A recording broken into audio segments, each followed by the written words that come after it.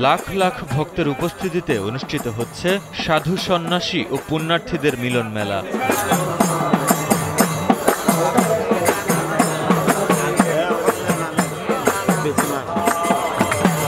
প্রতি বছর বৈশাখ মাসের শেষ বৃহস্পতিবার মহাস্থানগড়ে হযরত শাহ সুলতান বলখী রহমতুল্লাহের মাজারে বসে এই মেলা। আসলে এটা আশিক মাসিকের খেলা, এটা অলি আল্লাহর খেলা, এটা পাগল মাস্তানের খেলা। এখানে কোনো বন্ধ খেলা না।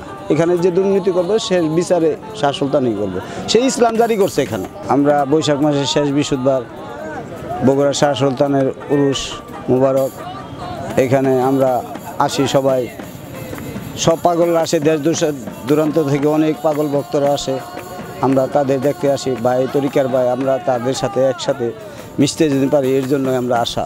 বগুড়ার মহাস্থানগড়ের এই মাজারকে বলা হয় সব ধর্মের তীর্থস্থান। একদিকে যেমন ধর্মপ্রাণ মুসলমানরা ইবাদত বন্দিগিতে মেতে ওঠেন, অপরদিকে আধ্যাত্মিক সাধনায় বিশ্বাসী সাধু সন্ন্যাসী ও বাউল সুফিরা জিকির ও মারফতি গান গেয়ে আসর জমিয়ে রাখেন।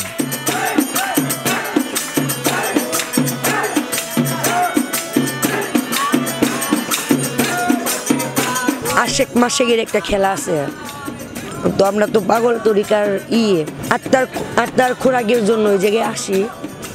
ভালো লাগে, কত মানুষ আনাগোনা হয় দেখি, ইনমেরেস হয়, দেশ ঘুরা বলে সুন্নত। বিচিত্র সব পোশাকে সেজে এই আসরে বসেন সাধু সন্ন্যাসীরা। তাদের কারো পরনে লোহার শেকল, কারো শরীরের সঙ্গে ঝোলানো একাধিক তরবারি। আর এসব আসরে পালা করে চলে তাদের ভাষায় সিদ্ধি সেবন। এখানে আসি শেষ বৈশাখে, একটু অনুষ্ঠান হয়, ভালো পরিবেশ, এই কারণে আর বছর আসে এই জায়গায়। আসলে ভালো মন্দ মানুষ, আমার পাগল সাগর একসাথে দেখা সাক্ষাৎ হয়। বাবার দরবার আসে, কোনো গুণগান যেদূর পারি এদূর করতে পারি, এই জন্য আসে এই জায়গায়। আবার ধরেন বছরা এই অনুষ্ঠান বাদেও আসে এক্সট্রাভাবে, যখন বাবা ডাকে ছুটে চলে আসে। মহাস্থানের এই মেলার বিষয়ে কথিত আছে, অত্যাচারী রাজা পরশুরামকে পরাজিত করে সুফি সাধক হযরত শাহ সুলতান বলখী রহমতুল্লাহ পুণ্ডনগর তথা মহাস্থানগড় বিজয় করেন। নিজের সম্ভ্রম ও ধর্মরক্ষার জন্য পরশুরামের একমাত্র বোন শিলাদেবী আত্মবিসর্জন দেন। করতোয়া নদীতে যেদিন শিলাদেবী আত্মবিসর্জন দেন, সেদিন ছিল বৈশাখ মাসের শেষ বৃহস্পতিবার। আমরা শাহ সুলতানের কাছে আসি, ভালো লাগে আমাদের, দেখতে অনেক সুন্দর, বা ইনার অনেক ইতিহাস আছে। বেহুলা লক্ষিন্দর বা জাদুঘর, অনেক সুন্দর দেখার মতো পরিবেশ। জি, আমরা প্রতি বছরই আসি, আর এনকার পরিবেশ আমার কাছে ভালোই লাগে বা আমাদের কাছে ভালো লাগে, এই কারণে আমরা আসি।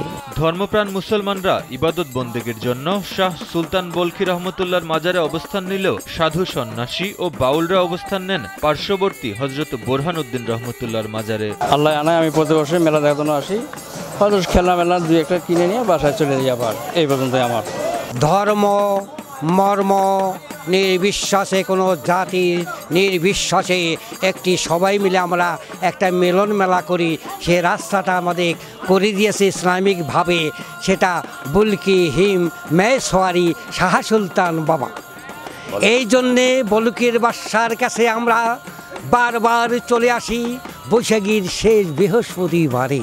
এখানকার পশ্চিম পাশের আমবাগান ও উত্তর পাশের আবাসিক এলাকা এবং পূর্ব উত্তর পাশের শিলাদেবীর ঘাটের মাঝে, এছাড়া মাজার সংলগ্ন পশ্চিম পাশের মাঠ সহ পুরো মহাস্থান এলাকায় বসে মেলার পসরা। মানে লোকজন ব্যাপক পরিমাণে, মানে যেটা না বললেই না, মানে এতটা যে লোক আসে এটা আমার ধারণার বাইরে ছিল। মেলায় এসে আর কি সবকিছু তো সব মেলাতেই থাকে, এখানে লোকগুলানি বেশি দেখলাম, লোকজন সবকিছুই দেখছি। ওভারঅল মিলে আমার কাছে ভালো লেগেছে। শুধু সাধু সন্ন্যাসী আর পুণ্যার্থীরাই নয়, বিভিন্ন বয়সের নারী পুরুষও সমবেত হন মহাস্থানের এবারের মেলায়। মাজারের পশ্চিম পাশের মাঠে হরেক রকম পণ্য নিয়ে বসা মেলা থেকে তারা গৃহস্থালির প্রয়োজনীয় সামগ্রী কেনাকাটা করেন। এছাড়া মহাস্থানের ঐতিহ্য হিসেবে পরিচিত কটকটি বিক্রির ধুম ছিল চোখে পড়ার মতো। এখানে প্রতি বছরে বৈশাখ মাসের শেষ বৃহস্পতিবারে এই মেলাটি হয়, যেখানে দেশের প্রত্যেকটি কোণা থেকে অনেক মানুষ আছে, হাজার হাজার। এখানে এত ভিড় হয় যে এই মেলাতে মানে এমনকি বাহিরের দেশ থেকেও আসে আমাদের মহাস্থানগড়ে শেষ বৈশাখী মেলাতে। কেউ আসতে একেবারেই ভুলবে না। এই মেলাটি 3 দিন ব্যাপী হয়, আর আমাদের এই মেলাতে সবাই মানে অনেক আনন্দ উৎসব পালিত হয়। হযরত বোরহানুদ্দিন রহমতুল্লাহর মাজার ও পশ্চিমে মহাস্থান বাগান চত্বর সহ বিভিন্ন স্থানে শামিয়ানাটা নিয়ে মারফতি গানের জমজমাট আসর বসিয়েছিলেন বাউল সাধকরা। মেলায় দেশের বিভিন্ন এলাকা থেকে সাধু সন্ন্যাসীরা সমবেত হয়েছিলেন। আমি ঢাকা থেকে আসছি গাজীপুর এই বাবার মেলাতে, আমাদের মিলন মেলা।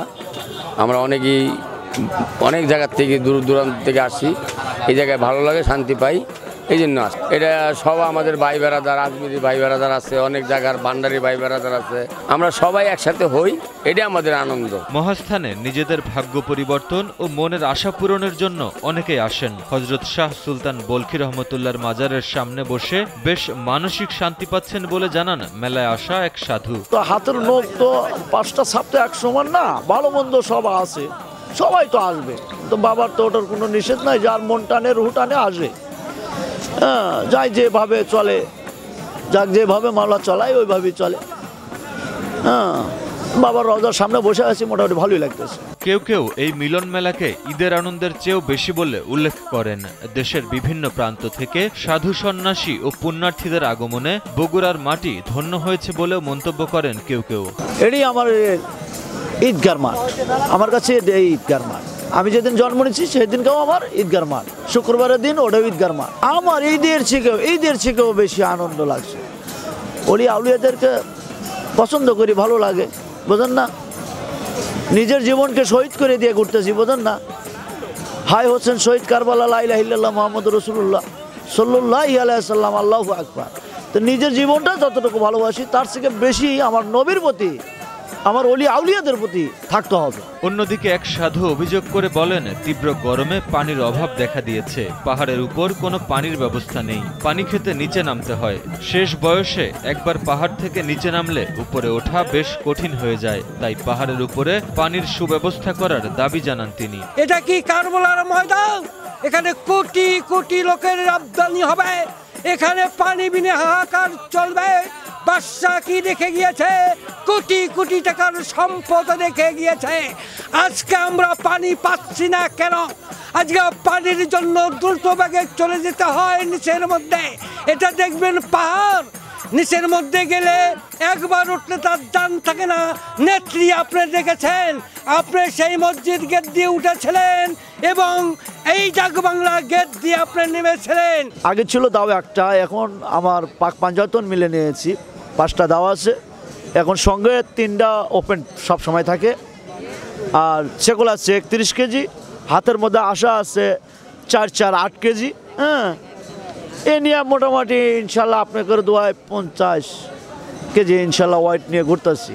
তো পাগল ছিলেন বাবা, ওয়াজ করিনি, আমরা পাগলের ধুলার যোগ্য না, কিন্তু এই যে বোঝাটা নিয়েছি, আমার মা জননীর মৃত্যু ব্যক্তির দেহ 50 কেজি কিংবা 40 কিংবা 45, আমি 50 কেজি নিয়েছি। তাহলে আমি আমার কাছে আমার মার বোঝাটাকে ধরে আমি রাখছি। এতে কে আমাকে ভণ্ড বলবে, কে আমাকে চিটার ভাববে, সেটা তার একান্ত মনের বাসনা।